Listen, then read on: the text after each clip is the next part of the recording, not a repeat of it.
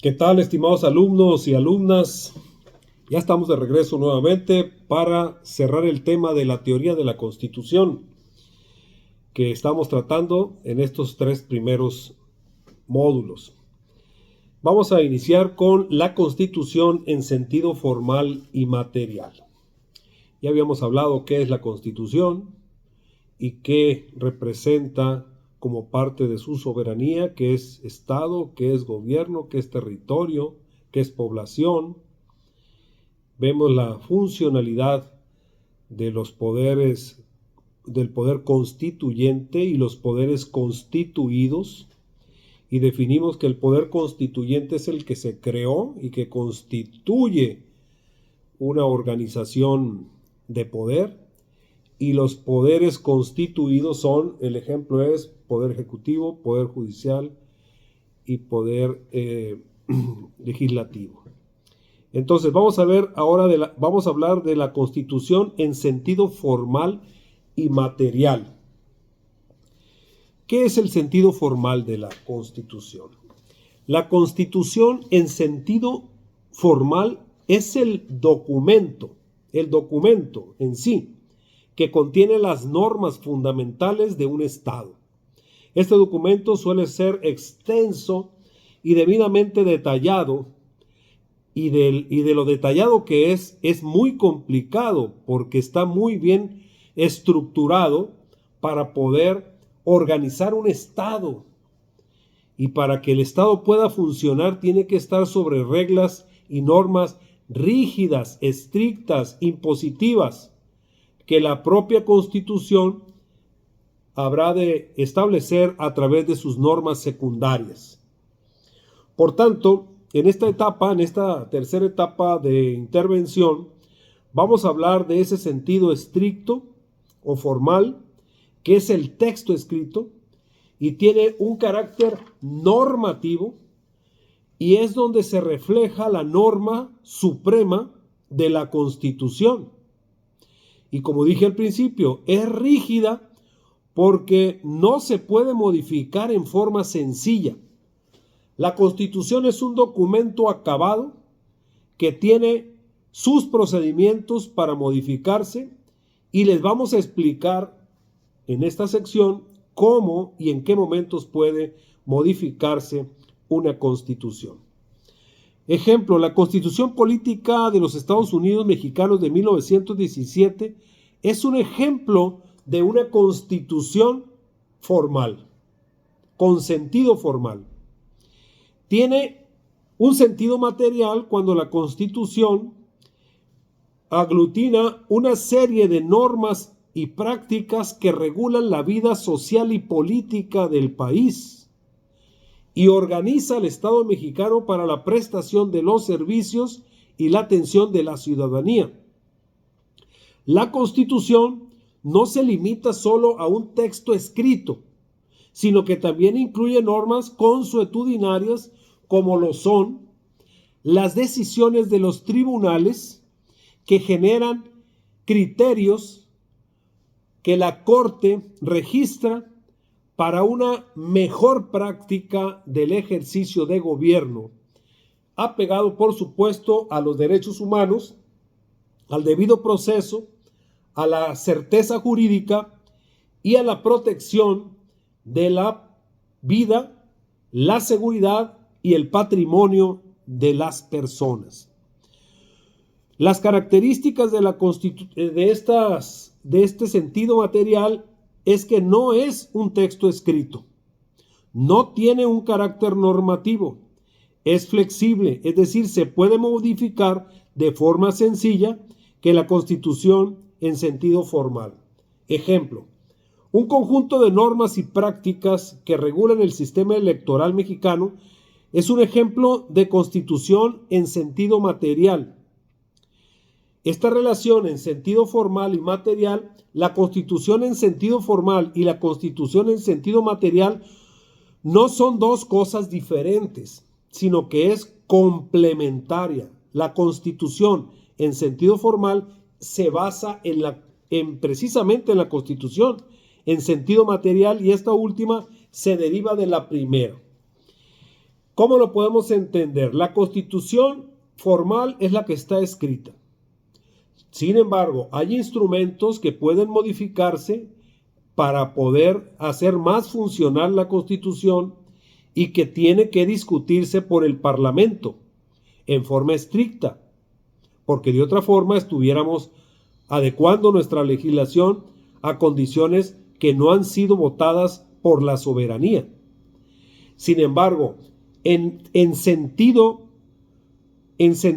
material, nuestras normas son adecuadas también por los tribunales y las prácticas de las decisiones de los tribunales que generan criterios y formas para poder modificar nuestras leyes.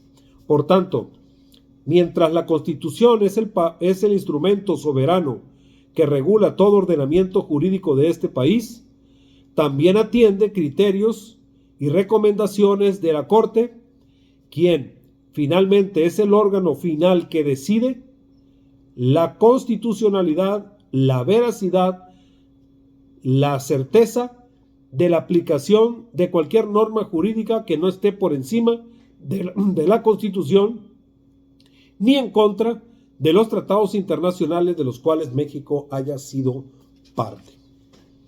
Pasamos al siguiente tema, que es el constituyente permanente. Aquí hablaremos cómo funciona, cómo opera el constituyente permanente, que es el órgano del Estado que tiene la facultad de reformar la Constitución política de los Estados Unidos mexicanos. Se integra por el Congreso de la Unión, que está compuesto por la Cámara de Diputados y la Cámara de Senadores, de las cuales en la segunda unidad de este curso, que será en el otro bloque, voy a explicar en detalle cómo funciona la Cámara de Senadores y cómo funciona la Cámara de Diputados, cuál es la función precisa de cada uno de estas cámaras, que en México funciona como el Poder Legislativo como bicameral, la Cámara de Senadores y la Cámara de Diputados, no así en otros países que solamente tienen diputados o senadores. El otro órgano es las legislaturas de los estados de la República Mexicana, que se conforman por los diputados de las entidades de los estados. Cada entidad federativa, cada estado como Sonora, Chihuahua, Coahuila, Nuevo León, Tamaulipas, Veracruz, Tabasco, Campeche, Yucatán, Quintana Roo, todos los estados de la República Mexicana tienen su propia legislatura, su propio poder legislativo local, así como tienen un gobernador, tienen un poder legislativo estatal y sus respectivas presidencias municipales.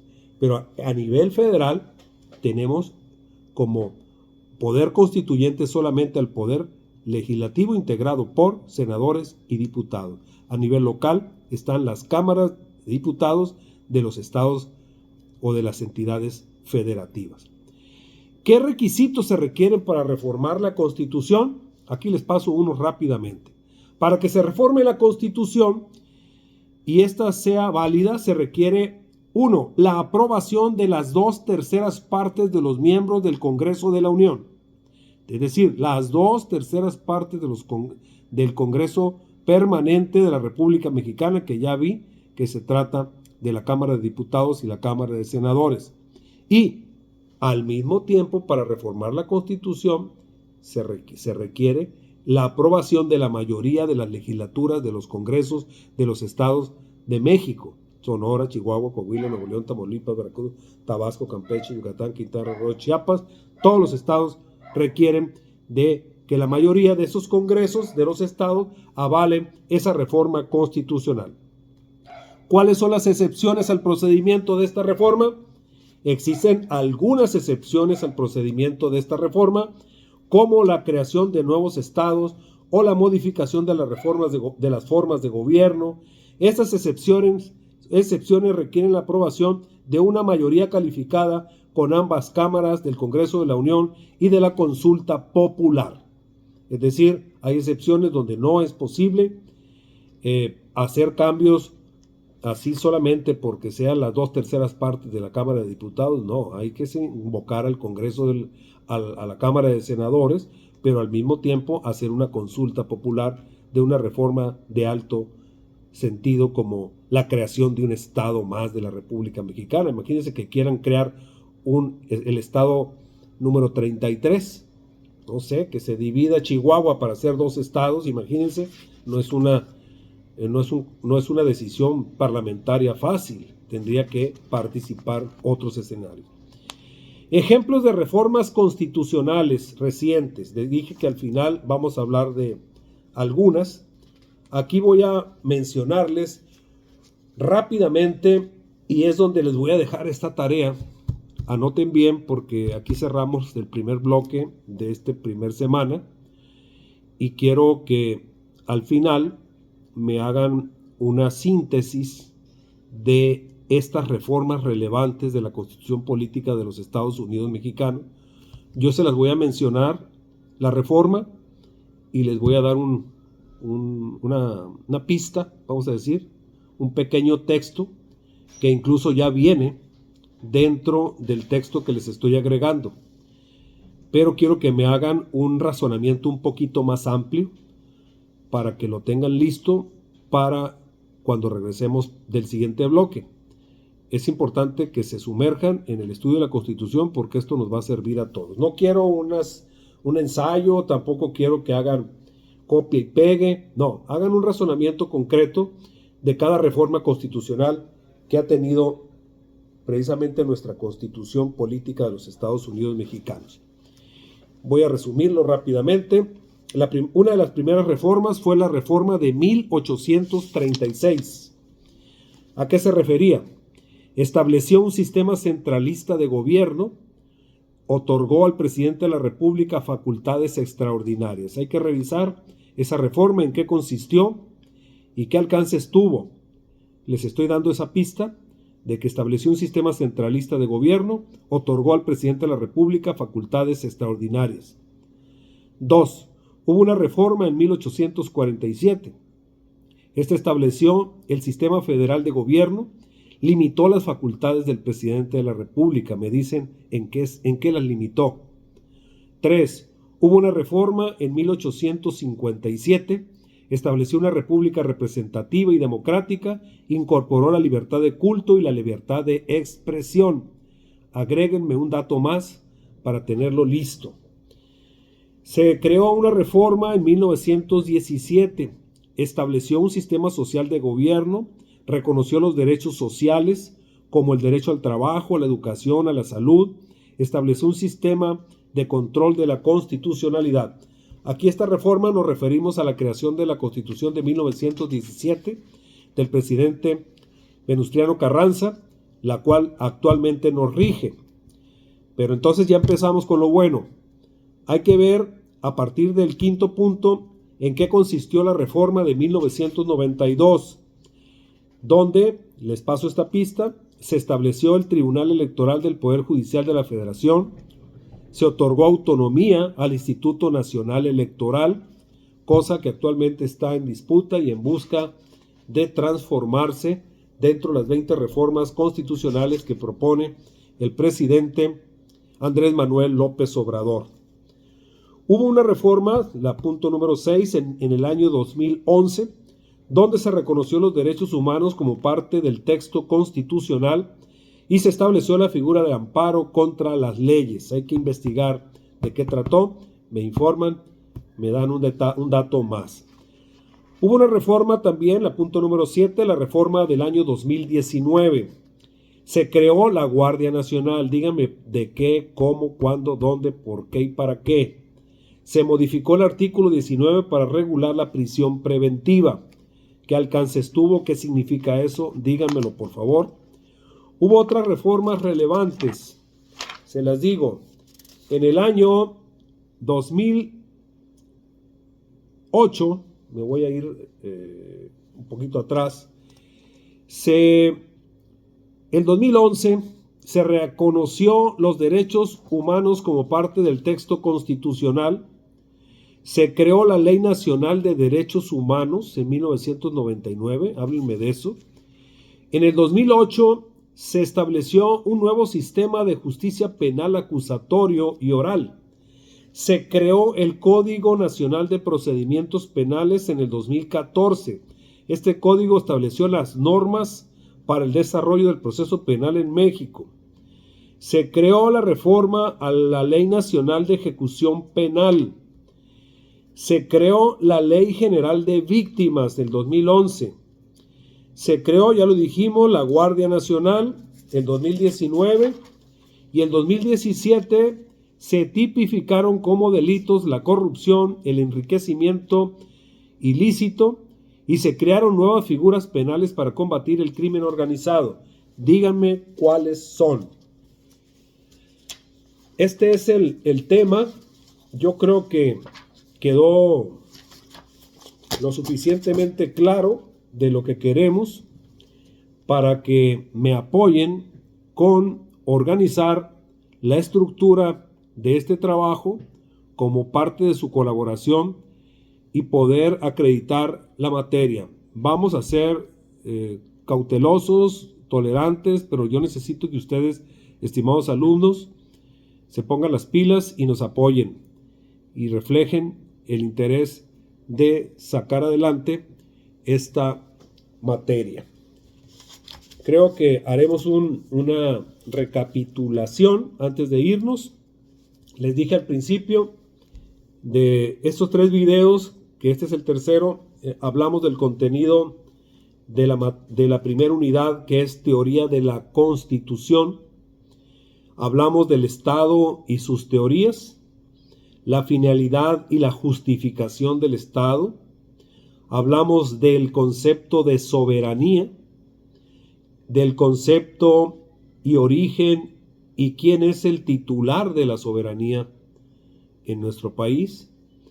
Tocamos el tema del poder constituyente y los poderes constituidos. Hablamos de población y territorio. Muy ampliamente explicamos qué es población, qué es territorio, qué es lo que establece la propia Constitución para definir estas 2 grandes figuras. Pero también hablamos y nos detuvimos un poco en el tema de la Constitución con sentido formal y sentido material. Ahí creo que pudimos habernos confundido un poco, pero la Constitución en sentido formal es el documento ya votado. Hagan ustedes de cuenta que esta es la Constitución, el documento, el texto escrito, donde vienen los razonamientos de cada artículo y de dónde emanan las leyes secundarias, que son las que le dan vida y orden a este país. Y claro, la Constitución formal es la que se votó a través del constituyente, que fue el que creó los poderes constituidos.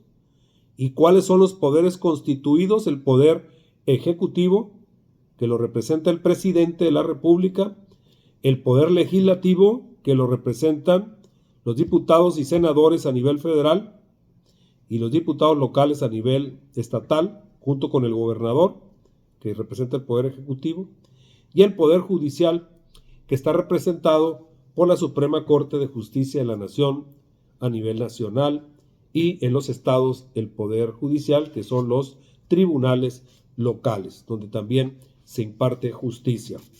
Y el tema final que hablamos fue el constituyente permanente, que fue el tema final donde hablamos de los estados, del Congreso de la Unión, el Senado de la República y los estados de la República Mexicana. Para la próxima unidad, que es la unidad número 2, vamos a hablar de las formas de gobierno, estados y municipios. Hablaremos de la república, de la democracia, régimen representativo, sistema federal, los estados, el municipio. Vamos a hablar de la división de poderes, la división de los poderes, su naturaleza, su relación, el refrendo, el veto.